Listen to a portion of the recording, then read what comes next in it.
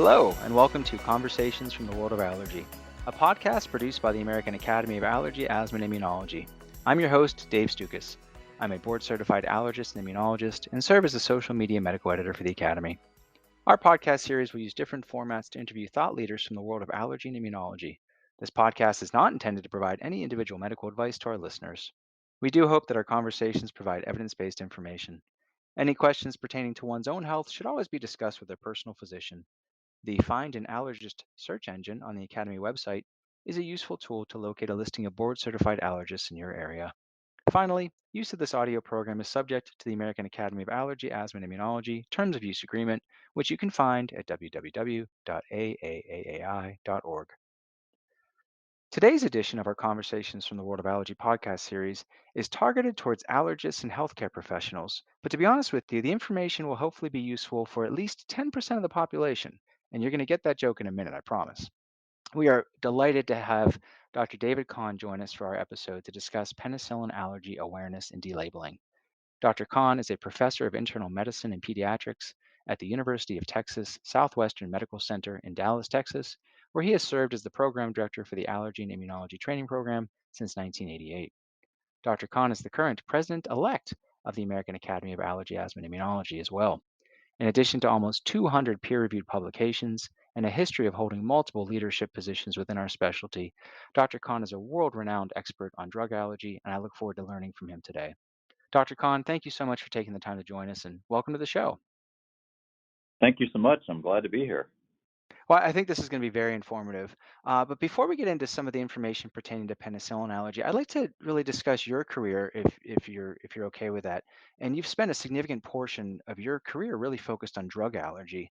Why did you first get interested in this area, and what maintains your passion to this day? Well, probably like a lot of other physicians, you never know what's going to get your interest in line, and mine was just being in the right place, I guess, at the right time. So when I came out of fellowship from Mayo Clinic to UT Southwestern, the program that I came into was something where a lot of the leaders had interest in drug allergy. So the person who started our division was Tim Sullivan. And Tim Sullivan, as many of you know, had a strong interest in penicillin allergy, helped develop a lot of the penicillin desensitization data we have. And then his mentee was Becky Grushala, who's my boss, who did a lot of work on sulfonamide allergy and drug allergy as well. So I was more or less forced to become reasonably good at dealing with drug allergy, because that's what people came to Southwestern for. And so that's, I think, how it all started. And I think really what maintains my passion is that I actually really enjoy it. And I really enjoy helping patients who come to me with multiple drug allergy lists on their label, and that we can help get rid of a lot of those and reassure them and offer a lot of better opportunities for them. It's a very rewarding area in allergy and immunology, more so than I think many people give credit to. Along those lines, I think that this topic of penicillin allergy especially is important for so many reasons, but namely because it really does represent an area where the evidence and our understanding have evolved rather rapidly and extensively over the past few years. So, how do you set the stage to help patients or even your colleagues and or referring clinicians be receptive to learning new information that sometimes contradicts previously held beliefs? Yeah, it's a great question, and I think penicillin has been around forever. Penicillin allergy has been around forever, and so some people always say, well, what's new about this? Why would I even want to talk about this? But as you said, the information has evolved fairly dramatically, and our stance on how we evaluate penicillin allergy has changed as allergists quite dramatically in recent years.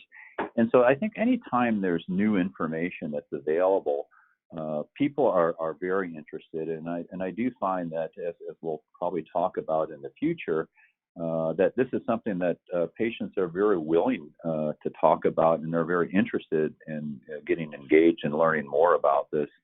And as far as colleagues, I can tell you I did a grand rounds on penicillin allergy a few years ago, and one of the oncologists came up to me later and said, I thought this talk was going to be super boring, and I was really Mhm. not interested in it at all. And he said, it was one of the better grand rounds that I've attended, and that's great. So it's nice, I think, when there's good information that does upset what people have learned about and has thought is gospel. So I think it's an opportunity for us all. Yeah, I like that. It is an opportunity, and that's what we're going to discuss now. Before we get to that, National Penicillin Allergy Awareness Day occurs every year on September 28th, which I believe is the anniversary of when penicillin was first discovered. What are some of the things that the Academy is putting together to help raise awareness? Yeah, I'll definitely be happy to talk about that. But I thought we'd talk take a moment to talk about September 28th Hmm. as well, and the very fascinating story of how penicillin was developed. So September 28th, 1929 is more or less when Alexander Fleming discovered penicillin. And as the story goes, he uh, had his culture plates out, and he was away on vacation and came back to note that some of the mold spores that had grown were actually lysing some of the areas of staph bacteria. And so he did further experiments, and he's actually credited with coining the term penicillin. And I think everyone recognizes Alexander Fleming as sort of the father of penicillin, but as it turns out, there were many other sort of unsung heroes in the story of penicillin. So 1929 is when Fleming's penicillin paper came out, and really it didn't get that much attention. So Howard Florey led a team at Oxford in developing antibiotics, and they worked on penicillin. Ernst Chain was a German-born chemist in his group, and he isolated penicillin and its structure. And the three of them actually won the Nobel Prize for discovering penicillin. Who was not on the Nobel laureate list was Norman Heatley, who actually developed the special culture techniques to produce penicillin. And what's also, I think, unappreciated is the role that all these British scientists helped develop penicillin, but the role that the U.S. played. And in 1941, they worked during wartime, worked with the USDA in all places, Peoria, to help start Hmm. manufacturing penicillin. And several pharma groups developed mass production of penicillin. To give you a sense of where this all came from, in 1941, the first patient treated was Albert Alexander, who was a British constable who had disseminated strep abscesses from getting pricked by a rose thorn bush. And I think that's something that no one really appreciates these days. It's like, wow, you really got sick from very Hmm. little things. So they treated him and by the Oxford group, but they didn't have enough penicillin to cure him, and he died. A year later, Ann Miller in 1942 was the first patient that was successfully treated and saved by penicillin in the U.S., and they exhausted the entire supply of penicillin for the U.S. And by 1944, this is D-Day, 21 companies had produced 2.3 million doses of penicillin. So it's a really fascinating story about how we got penicillin. And I thought I'd just bring that up because Fleming always gets the credit, but there are others. It's always a team effort, isn't it? Now, the other question you asked, speaking of teams, is what the Quad AI is doing to raise awareness of penicillin allergy awareness day. And so several things that are occurring. One is the communications team is working on developing posters for allergist offices. We're working on developing a template letter that allergists can use in their communities to highlight how allergists can be helpful in terms of penicillin allergy delabeling. We're reaching out to morning shows to, again, get the word out. And then lastly, we're preparing some outreach to legislatures on Capitol Hill. So a lot of different activity centered around Penicillin Allergy Awareness Day. That's wonderful, and we'll provide links to everything in our show notes as well, and people can find all this information not only in the email blast that will be sent out to members, but on the Academy website as well. Back to your historical perspective, which I'm really glad that you brought up. And forgive me if you've already done this, but have you ever considered writing a commentary on that story that you just shared with us in regards to the history of that, and put it in some perspective that sort of offers a more personal view into the history of penicillin? Yeah, there's actually in the proceedings, allergy proceedings last year, I wrote a little brief intro to this. So there's a little bit of that that I've written about, but yeah, it was part of my grand rounds, and I found it so interesting that I do like to share this story with other people. Oh, I think it's great, and I'm really glad you shared it with us. And just remember me when you write your book on it. I'm happy to write the foreword for you. Now, my favorite statistic in all of medicine, I love this, is that 10% of the general population reports having a penicillin allergy. But more than 90% of those exact same people are not actually allergic. Why is there such a huge discrepancy here? So I think there's probably two main reasons for this. And the first probably being the biggest reason, and that is that most of the people who get labeled with penicillin allergy in the first place probably were never allergic to begin with. And we know this is true, especially for all the people who get this penicillin allergy label during childhood. Mhm. So there's some very good studies that have shown that children who are treated with beta lactam antibiotics like penicillin and who get rashes afterwards, well, it's always blamed on the antibiotic because that's the obvious source. But in fact, it's oftentimes the underlying illness, which is usually viral, which they shouldn't have gotten the antibiotic in the first place. But it's the viral rash that causes these reactions. And there was a nice study that Jean-Christophe Courbet did several years ago showing that you could take these children 2 months later and give them penicillin, and the majority of them would not react. Yet the vast majority who had rashes had detectable PCR evidence of viral infection. So that's one reason. The second reason is those people who truly are allergic to penicillin, we know that over time they lose that allergy. And so there's limited data on this, but there have been some prospective evaluations that have taken people who with good stories for penicillin allergy and skin test positivity, where you test them 5 years later and 50% lose their skin test reactivity to penicillin. So the natural history of penicillin allergy, like many other antibiotics, is to wane over time. So I think for those reasons, this is why the majority of these labels are actually false.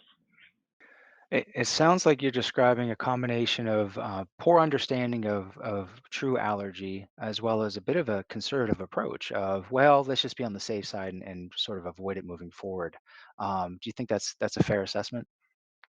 Yeah, absolutely. I think as physicians and healthcare providers, we're all trained, to do no harm. Hmm. And if there's any concern that someone might be allergic to a medication, from a provider standpoint, it's very easy just to say, well, just avoid it. Hmm. What harm is there in that? And as we'll talk about in a bit, I'm sure there actually is harm in doing that for penicillin. But I think everyone means well to say just avoid it, but that can have consequences. Well, actually, that leads to my next question because I'm fascinated by the research looking into just purely having a label of a penicillin allergy on somebody's electronic medical record or health record or whatever it may be. It can negatively impact their care. Can you tell us more about that? Just that simple label, the act of putting it on their chart. What does that do to people? Yeah, so this is again, I think something that none of us really had on our radar screen was the morbidity associated with the label of penicillin allergy. And it was not that long ago that when people came in and they had penicillin allergy on their chart, as allergists were like, well, as long as you don't really need it right now, we don't really need to do anything about it. We have testing and tools that we can evaluate that, but we only do that when you really need the antibiotic.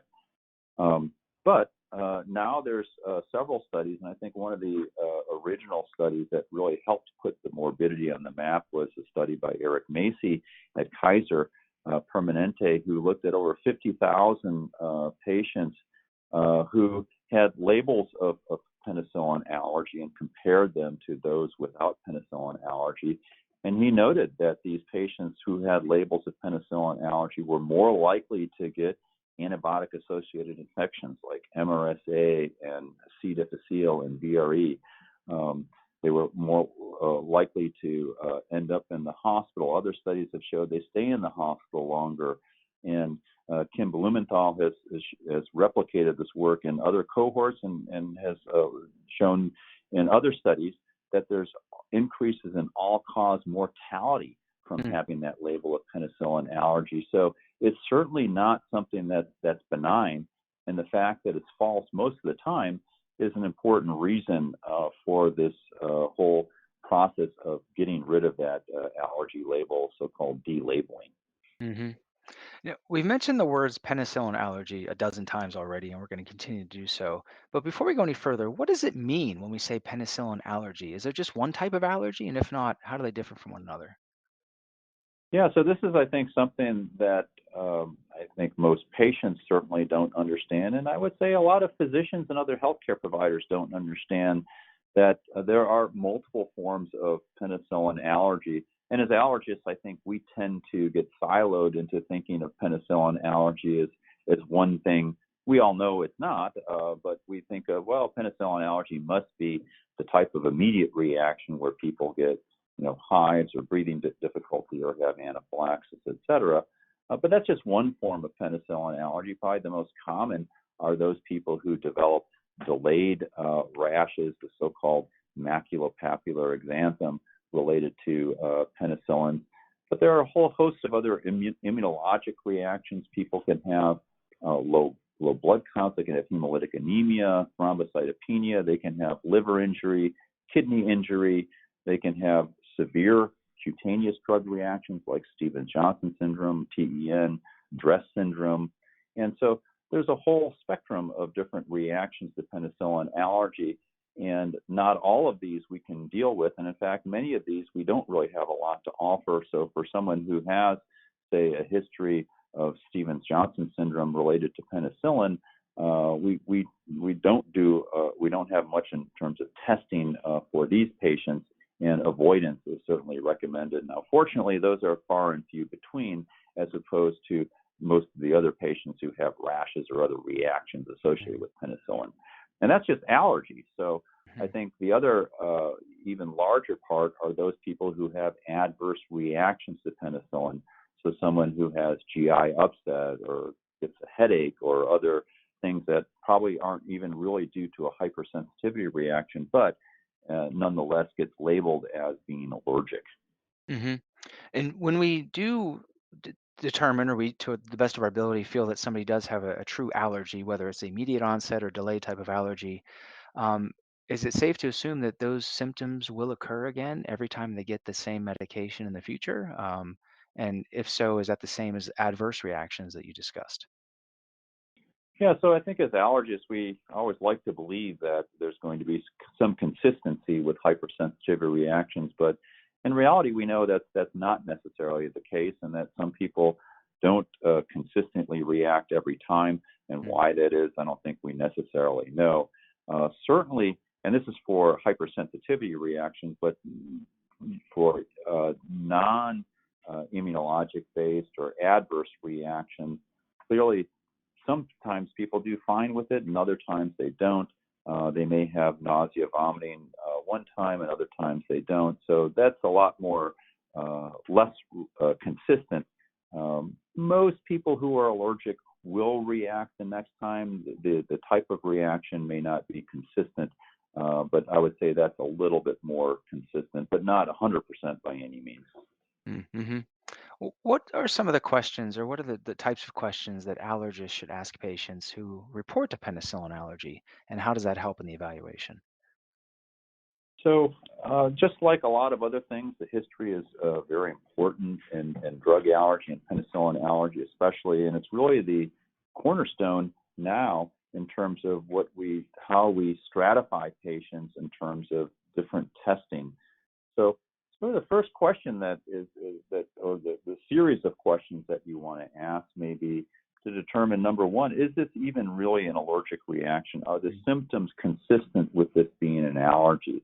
If it's just isolated gastrointestinal symptoms, that makes it certainly less likely. However, maybe it is a rash, and then you want to know, well, is this just a rash, or was there other symptoms involved? Were there respiratory symptoms? Did they feel lightheaded at the time, et cetera? How severe was the reaction? Did they end up in the hospital or not end up in the hospital? That type of thing. Were there any of these kind of red flag symptoms suggestive of, say, they were hospitalized in a burn unit? Okay, well, that's a huge red flag. Did they have, liver injury, kidney injury, these type of things? What we're mainly interested in is trying to divide out those patients that, number one, we think this sounds like it could be a penicillin allergy versus one that's clearly an intolerance. And then number two, is this the type of patient that we can test for? And it turns out the majority of patients we can test for. It's only the rare patients who have organ-specific reactions. So they have kidney failure, liver failure, pneumonitis from penicillin, or the severe cutaneous adverse reactions, the SGS, TEN, DRESS, that we really can't do penicillin testing. But most of the other reactions we certainly can, and then it just determines, is this a benign reaction, how long ago it was? This all then factors into how we test patients. Mm-hmm. Well, for the purposes of our conversation, let's just assume that we're going to refer to IgE, immediate onset hypersensitivity reactions to penicillin, unless we otherwise state. So along those lines, for IgE-mediated histories, what tools do allergists have available to assess for penicillin allergy? Yeah, so great question, and I think as we had mentioned, the history is the starting point. So we kind of divide patients now in terms of low risk histories, and then anything that isn't low risk. And there's probably zero risk histories as well. If you say, well, my big toe hurt after I took penicillin, well, that's probably not an allergy. But if say we say, okay, this was a rash, and it doesn't really matter whether someone says it was hives or not, et cetera, because as we know, patients and other physicians aren't very good at knowing what is hives from other types of rashes. And really, that really doesn't matter so much. But if it's limited to a skin rash and it's remote, and how long ago is remote, there's a little bit of debate. Is it more than 5 years ago? Is it more than 10 years ago? But some time has gone away and it's just cutaneous only. These are the patients that we would certainly consider for doing what we call direct challenges. And that means that instead of going right to skin testing, that we would just skip skin testing and do usually a graded challenge where we might give them a tenth of the dose of the penicillin, watch them for 15, 30 minutes, and then give them the rest of the dose of penicillin and observe them afterwards. And what we now know is that for almost all children who have non-anaphylactic reactions to penicillin who are amenable to some type of testing, direct challenge appears to be the best way to move forward, and skin testing is really not required. For adults, there's not quite as much literature suggesting that is the way to go, but it's certainly an option. And I think for those patients who don't have a lot of comorbidity, direct challenge is very reasonable for these low-risk patients. If someone, maybe they've got bad coronary disease or COPD, et cetera, and you're more concerned, penicillin skin testing followed by challenge is tried and true in terms of safety and the negative predictive value. So that's always a good fallback. And then for those patients who have the more severe histories, that's when you'd certainly want to do skin testing prior to any type of challenge. With the skin testing, do allergists always have to do intradermal testing after the epicutaneous skin prick test? Yeah, that's a good question, and I think for penicillin, the answer is definitely yes, because it's actually very uncommon to find patients who are just prick test positive to penicillin, or namely for most drug allergies as well, that we really need to do intradermal drug testing. to find the evidence for IgE. And how important is it to use both a positive and negative control when doing skin testing with penicillin? Yeah, I would say just like with other tests, it's very important. So the importance of having a positive control is obviously you want to make sure that that you're not missing someone who's taken an antihistamine and all their tests are negative when they actually do have IgE.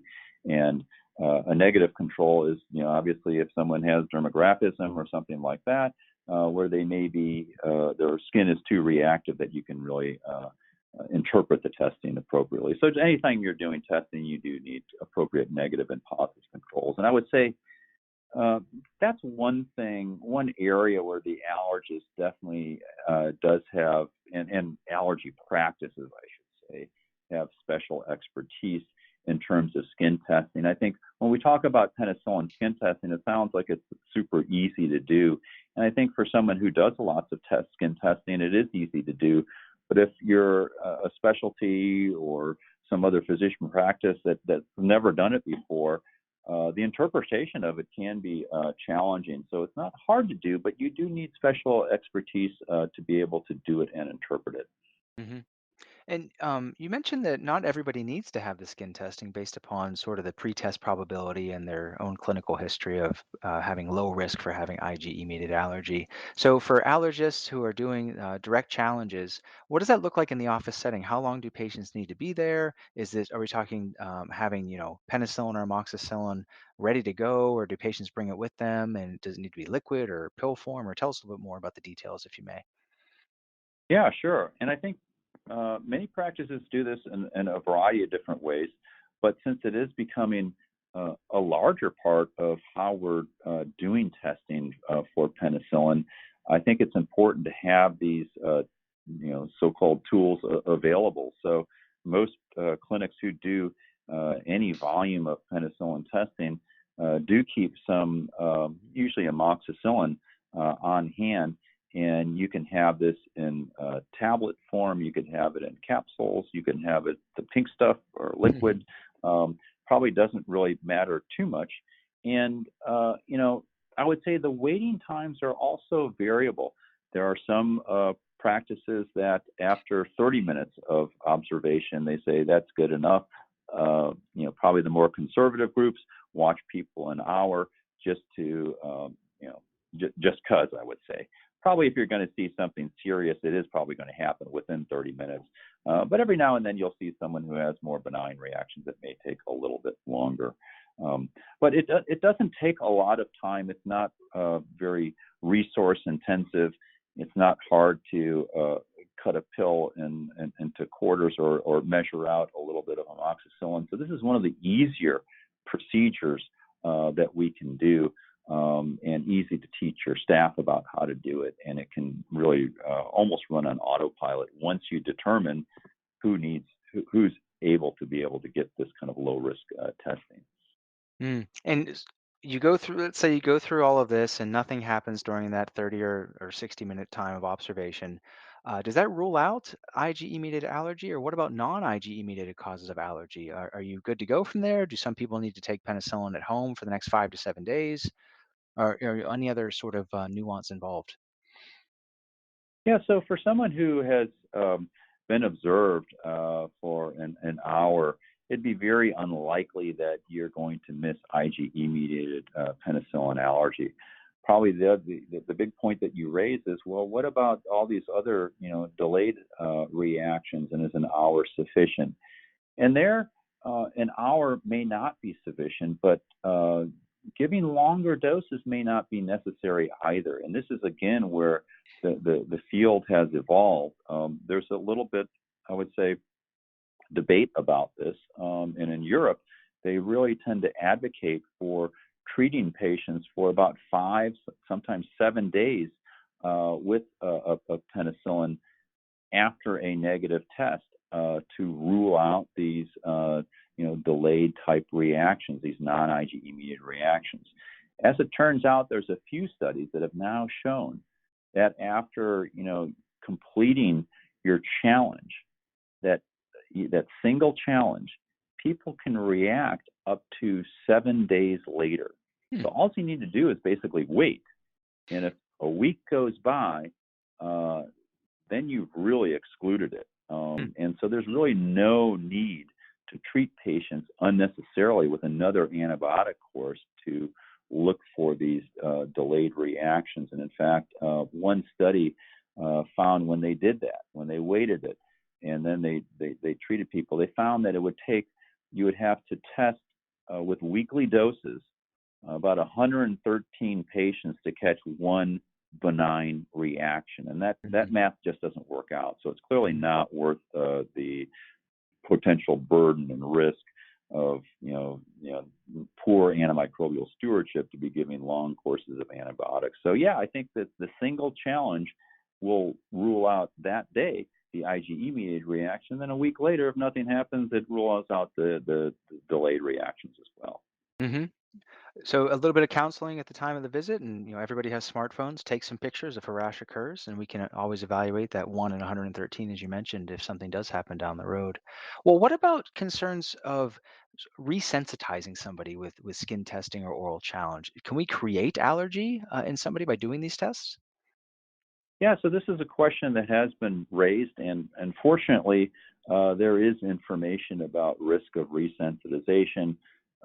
So Lewis Mendelson many years ago did studies on children showing that the risk of resensitization to oral courses of amoxicillin was negligible at best, so not a big concern. Hmm. Roland Selensky, when he was a fellow with us at Southwestern, did a study where he took patients with histories of immediate reactions to penicillin, tested them, skin tested them, and then treated them with 10 days of penicillin, and then repeated that again. So they got skin tested again in another course. And they did that 3 times to patients, Hmm. and 0 out of 46 patients converted to a positive test. So we feel pretty confident that with oral dosing, that it's very unlikely. With intravenous dosing, that also appears unlikely. There are probably more studies suggesting that we don't see resensitization than there are that suggest that there is. So we feel that the risk of resensitization for both oral and parenteral is very low, and that you don't need to repeat testing every time after a negative test. That's very reassuring, and I know that that misconception comes up quite a bit on some of the folks that I talk with. So I appreciate you sort of giving us the background regarding that. What about patients who have these histories of delayed onset severe reactions, such as serum sickness, erythema multiforme, or other severe suspected adverse reactions or immunologic reactions, I should say? Are there diagnostic tests available for them? So we're starting to see now, and there's going to be some papers coming out uh, specifically on serum sickness-like reaction, and there's a little bit of data already out there, but it does suggest that in children who have, and they're more prone to getting serum sickness-like reactions, that using oral challenges can be a safe and effective way in evaluating patients with suspected serum sickness-like reaction. And Hmm. in fact, there's a paper in Press in JACI in Practice that found that the vast majority of children who had these histories were able to be challenged and actually tolerated this. So I think this is an area, again, that as allergists, when we saw patients who had histories of serum sickness-like reactions, said, whoa, that's a hard stop. We have nothing else to offer. Now it actually may be the case that, yeah, we can consider oral challenges for these patients. I think, unfortunately, for the other rare things, as we talked about, the SGSTE and DRESS, we have very minimal tools, and ones that I think we don't feel very confident that if the testing was negative, we'd say, you know what, it's okay to go ahead and move forward with penicillin. So I think that's an area of need still, but fortunately, those are far and few between. Mm. Now, Dr. Khan, I want you to go on the record with this next question. Are we Okay. allowed Are you ready? Okay. You Yeah. agreed. You didn't hear it yet. I appreciate that. Are we allowed to just remove a label of penicillin allergy from somebody's medical record? I love that question because we've actually had a consult in the past, more than once, to do that exact thing. And the story was, here, we have this patient, and they have this label of penicillin allergy, but we noticed that in the chart that they safely received a penicillin antibiotic. Can you come over and take the label out of the patient's chart? Um, and it's just like, are you serious? There's just such a phobia of doing anything to that label that the allergist has special powers to hit the delete button. And so this is something when I'm talking to general medical audiences that I always try and reassure them that you have the power to hit delete just like anybody else. Now, um, unfortunately, just hitting the delete button in the electronic medical record does not always remove that allergy permanently. And in fact, there's a high rate of what we call relabeling. So, Mm. you do all the hard work, get rid of that penicillin allergy label, and you think all is well and good. But it turns out that many times, and this can happen anywhere from, up to some cases, 50% of the time that Oof. allergy label comes back, which is crazy. So there are a lot of things, mostly educational things, and I would say focusing on the patient especially is important to tell them, that yes, you did this testing, that yes, in the future they can take penicillin, that they are not allergic, and they need to tell everybody and their mother, if possible, that they are not allergic to penicillin, especially the pharmacy. One of the things that we're all aware of with electronic medical records is that there's this kind of consolidation of things. So some other medical record accesses it, they have outdated information, and some clerk hits the button, and suddenly the allergy reconciliation is, oh well, there's that allergy again. So it is a problem. The issue hasn't been solved, but I think through education and really empowering the patient is a good place to start. Hmm. And in many ways, that's kind of the most important part of all of this, right? Because if you go through all these steps and you tell somebody they can take penicillin again, but then somehow it ends up back on their record, then really everything you've done is for naught, correct? Absolutely, absolutely. So it's a critical thing to do. Hmm. Well, what about patients who are labeled with penicillin allergy because they have a family member who reported having a penicillin allergy, but they've actually never received it themselves? Can you just simply take it off their chart or tell them that they can receive it, or do we have to evaluate them as well? Yeah, this can go either way, to be honest with you. So I think after having a discussion with the patient, hopefully most of the time they'll say, "Oh, okay, thanks. I didn't know that, and yeah, take that off my record." However, there are some patients who are like, "Well, I don't know. There's a Hmm. lot of people in my family who have penicillin allergy, and so if there's any resistance, concern, anything that that patient is expressing, it's certainly just easy enough to say, well, here's some amoxicillin. We will get that off your list. So hopefully we don't have to do that in many, and just through education we can remove that. But if they're hesitant about that, then like we said with that relabel, they're still going to be hesitant about carrying that forward. So whatever it really takes. And if we can do this through education, great. If not, an oral challenge is usually sufficient. Yeah, sure. Well, what about other historical details where we can just simply remove a penicillin allergy from somebody's record without any testing or evaluation? You mentioned pain in the big toe as okay, we can take that That's one off, right. but anything else come to mind? Yeah, I think some of the common things that people complain about with all sorts of things, so headache being one of them. Hmm. Certainly anything that's just isolated GI distress, so they get nauseated, they have vomiting, they have diarrhea. These are all well-known adverse effects associated with antibiotic therapy, and they don't need to be labeled with that. Unfortunately, this gets a little bit tricky. There are some patients who give you very good stories for having pretty severe GI symptoms associated with certain antibiotics. And, okay, it's not an allergy, but, they're probably never going to take that again. Unfortunately, there's not a good way other than in the allergy record to put that in there. So I think, adding a little bit of text and verbiage can be helpful. Many times if they're really sick, they can get these intravenous antibiotics and do okay. Um, so, but those are patients that you can certainly delabel and again counsel, and most patients are okay with doing that. Mm, that's great. Well, you mentioned before that even for those with legitimate, true penicillin allergies, that this may wane over time. So how can we determine that? Is there a set period of time that's the magic number, or do we need to test, or how do we go about evaluating those patients? Yeah, I would say there probably isn't a great number. I think most people feel that if it's been 10 years, the likelihood of someone being allergic is very, very low. Um, you know, the one prospective study that I'm aware of, 5 years was 50%. And so sometime after that, for adults, I think it's certainly reasonable. Now, we know, I think for children, that even 2 months after a reaction, they're unlikely to be allergic. So I think that's something that can be looked at sooner. But if you have someone, maybe you who says, "Oh yeah, I was tested by another allergist X number of years ago and found to be allergic to penicillin," that can certainly be reevaluated.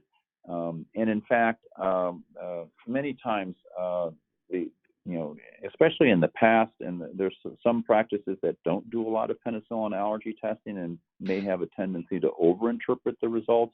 Hmm. Can't hurt to redo that. So now, if you've done the testing, you're obviously you're confident in your own facility's testing abilities. You're probably not going to do that every year, but a few years down the road, certainly worthwhile trying again. No, I love that message. It's really important just to reevaluate over time as things may change. Now, I know there's a lot of confusion surrounding cross-reactivity of penicillin with other antibiotics. What does cross-reactivity refer to, and which antibiotics need to be avoided for somebody who truly has an allergy to penicillin? Yeah. So, do we have another hour, Dave, to talk about that? We certainly can if you have the time.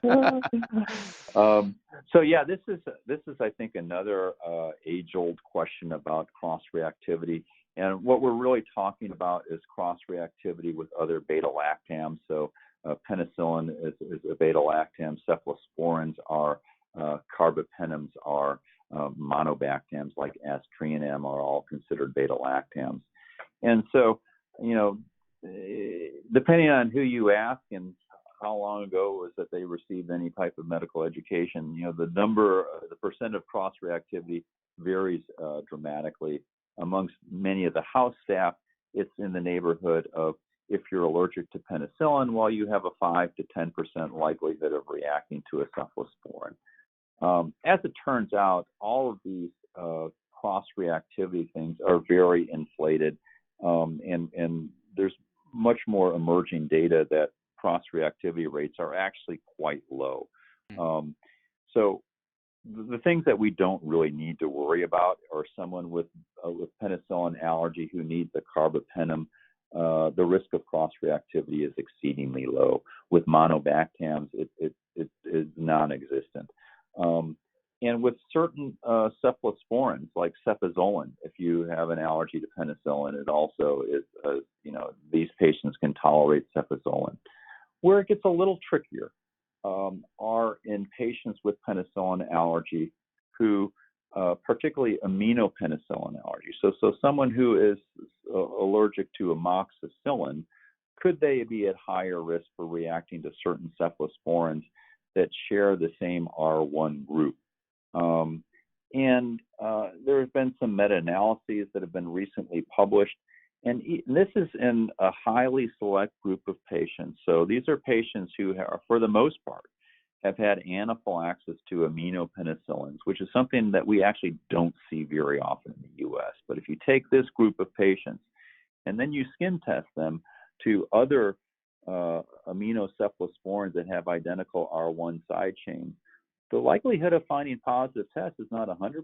It's not even 50%. It's 16%. So Mm. even in this very enriched population who should be very cross-reactive, the cross-reactivity is still pretty modest. And for all the other ones, it's around 2 or 3%. Now, this is proven anaphylactically sensitive penicillin with positive skin tests. How often do we see these patients in our clinical practice? Exceedingly rarely. So that's why in patients who have, the typical unverified penicillin allergy that's non-anaphylactic, we believe that they can receive any type of cephalosporin. And that's really, I think, the important message, that unless you have bona fide penicillin anaphylaxis, if you need a cephalosporin, get the cephalosporin, and the risk of reacting is no greater than the general population. Hmm. Should allergists be asking about and assessing penicillin allergy for every patient they see? I mean, what if somebody comes in because they get, itching and sneezing when they're around dogs? Yeah, so I think this is really where we, as a specialty, we need to have this kind of behavioral change, and this is hard. Change is always difficult. But that type of patient is now the type of patient that we actually do ask about, and I actually do ask about penicillin allergy. In fact, it's one of our new quality metrics for our division is in people who come in for whatever reason, have we asked about penicillin allergy? And you'd think that they're coming in for their dog allergy, they're not going to want to talk about penicillin allergy. But when you approach it and you give them some kind of quick facts, and I start with saying, oh, I noticed that you have this history of penicillin allergy. Do you know that because you have that, you're at risk to have more problems from getting treated with other antibiotics, and that it's very unlikely that you're actually still allergic, and it's very easy for us to remove that label. When you give them some of those facts, the vast majority of patients are like, oh, I've always wondered about that. Yeah, I'd like to get tested for it. There's some data in the literature showing that many clinics can do this at the point of care. So they come in for their allergic rhinitis, and they leave finding out they're not even allergic to penicillin allergy. And by the way, you're also allergic to your dog. So accomplish it all at once if you need to. And that's where the role of direct challenge can be very expeditious in terms of answering those questions. So, what message would you like to send to our colleagues who are listening and don't feel like they have enough time or resources in their busy practice to address penicillin allergy with all of their patients? Yeah, so I hear this a lot from other allergists in terms of the time commitment, the cost, how much penicillin reagents are, and all these things. And obviously, these are important facets to address.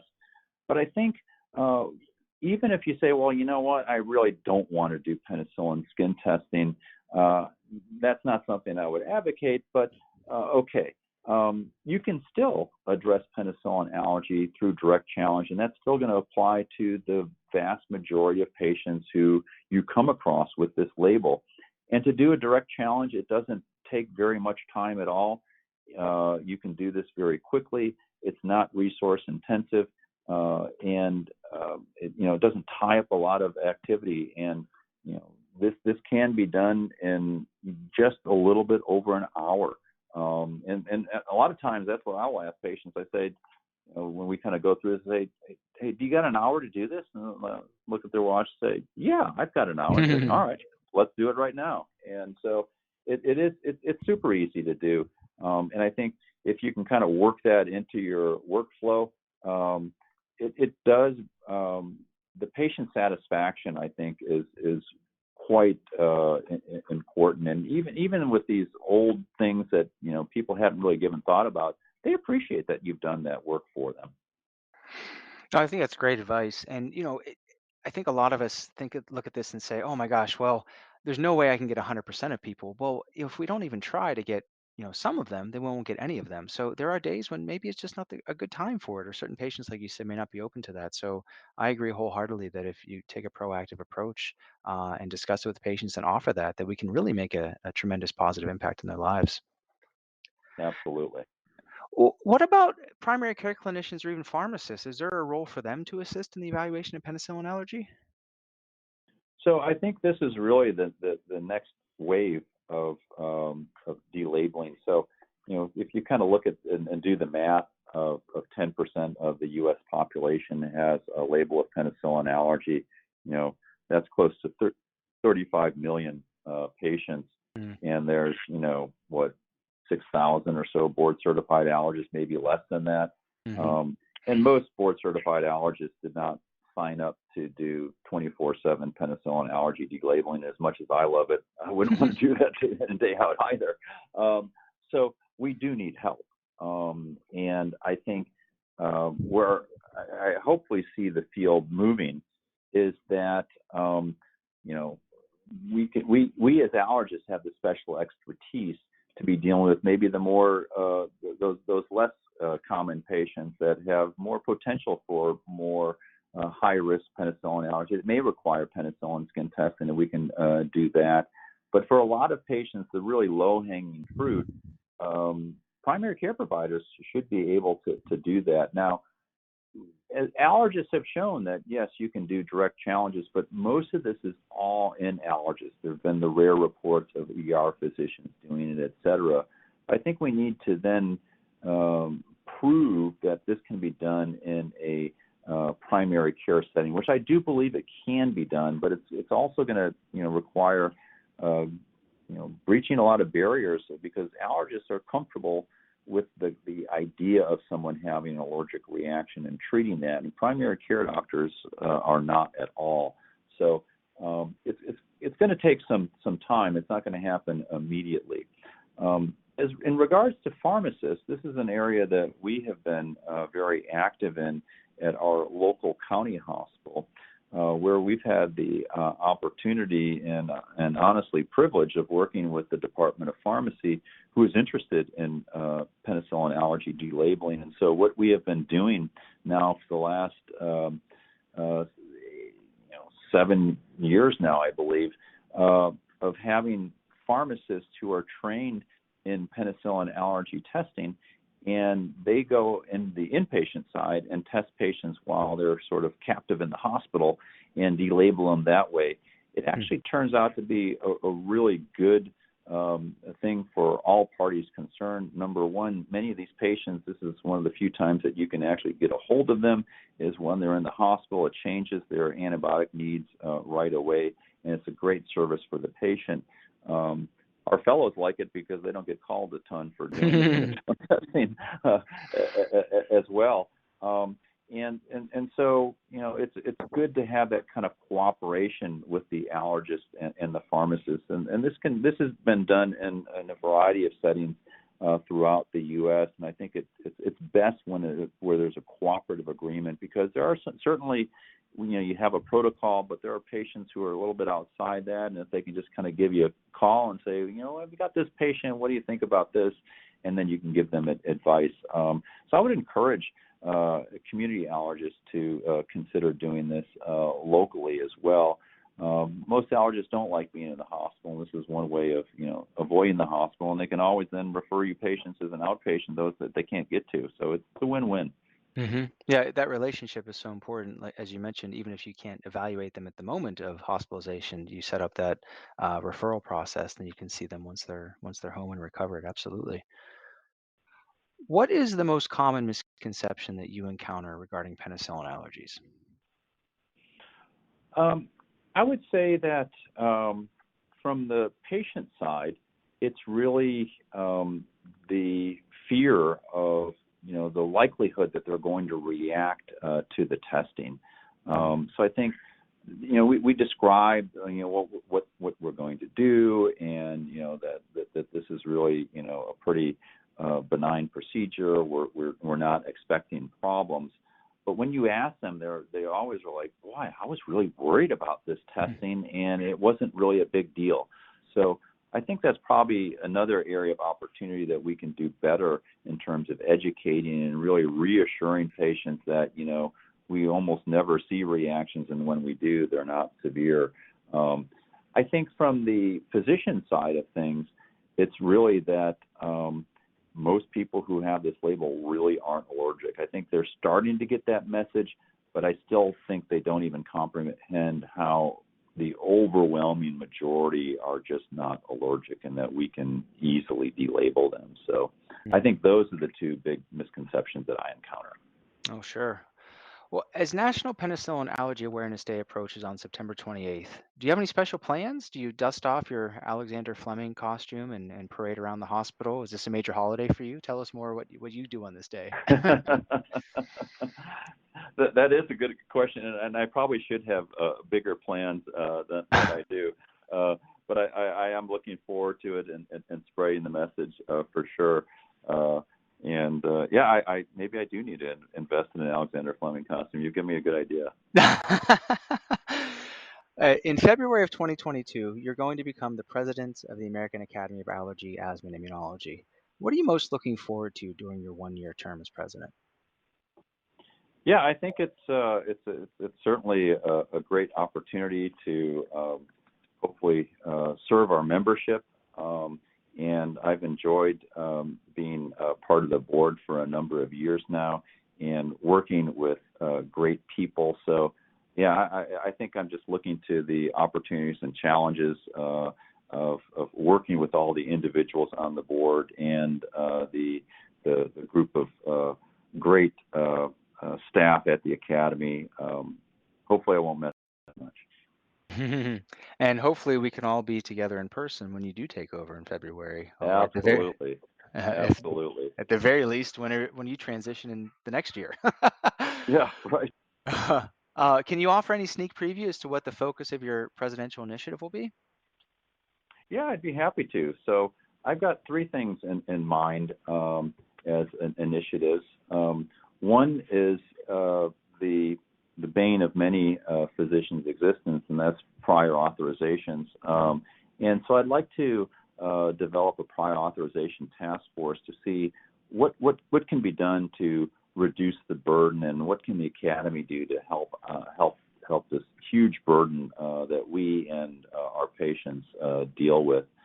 Another thing is National Residency Education Program in Allergy Immunology.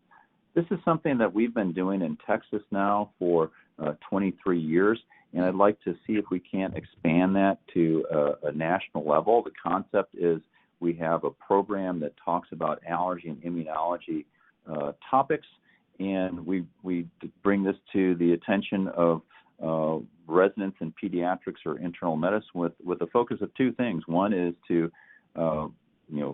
increase the pipeline of residents who are interested in our specialty, and then the other is just to make people aware of what we as allergy immunology specialists have to offer. And I think it's also another opportunity that we can target certain groups and expand our diversity in terms of our pipeline as well. And then the third thing, as you might imagine, has something to do with drug allergy, and I'm hoping that I can maybe develop a drug allergy research award through the Academy, because drug allergy doesn't have any type of other patient support group. There's no Mothers Against Drug Allergy. It'd be nice if there were. But there's a lot of things that we need to unmet needs, and I think if the Academy can help support some research, I think that'd be fantastic. Oh, I think we're all looking forward to your initiatives, and hopefully that's going to make a big dent in a lot of major issues that we're all dealing with. Well, Dr. Khan, this has been an incredible conversation, and I know it's very useful for a lot of our listeners, and I truly appreciate you taking the time to join us. Do you have any last words before we depart? Sure. I would just say, as allergists, we need to own and embrace drug allergy, and I would say penicillin allergy delabeling is really a great service we can offer not only our patients, but the population at large. So thanks for the opportunity to talk about such an important topic, and make sure all of you mark your calendars for September 28th, and look forward to seeing me in my Sir Alexander Fleming costume in the future. We definitely need pictures of that. Well, thank you again. We hope you enjoyed listening to today's episode. Please visit www.faaai.org for show notes and any pertinent links from today's conversation. If you like the show, please take a moment to subscribe to our podcast through Apple Podcasts, Google Podcasts, or Spotify so you can receive new episodes in the future. Thank you again for listening.